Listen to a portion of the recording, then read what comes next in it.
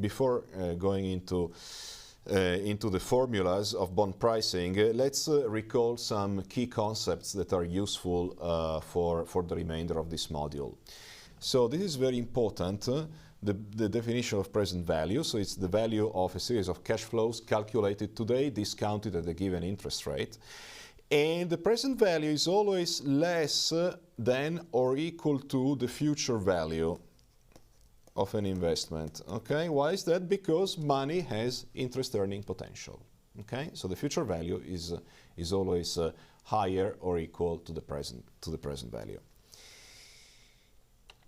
Another concept which is really central to bond pricing is the idea of net present value of an investment.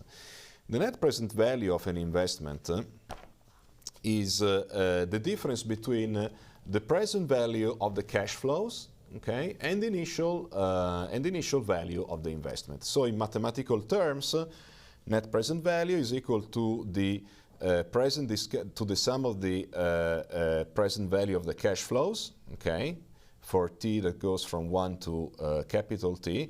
These are the cash flows, CFT, and this is the denominator where I is the interest rate used to discount the cash flows, while CF0 is the initial value of the investment. Okay, so the net present value is simply the difference between the present discounted value of the cash flows and the initial value of the investment.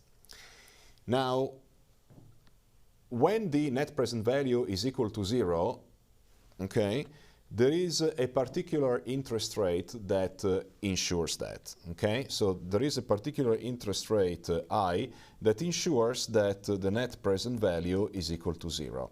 That particular interest rate that ensures that the net present value is equal to 0 is called the internal rate of return. Okay? And the internal rate of return in a bond investment is also called yield to maturity, or market required yield. Okay? So this is the formula when the net present value is equal to 0. And if the net present value is equal to 0, then the present value of the cash flows is equal to the initial value of the investment. Okay? And I is the internal rate of return.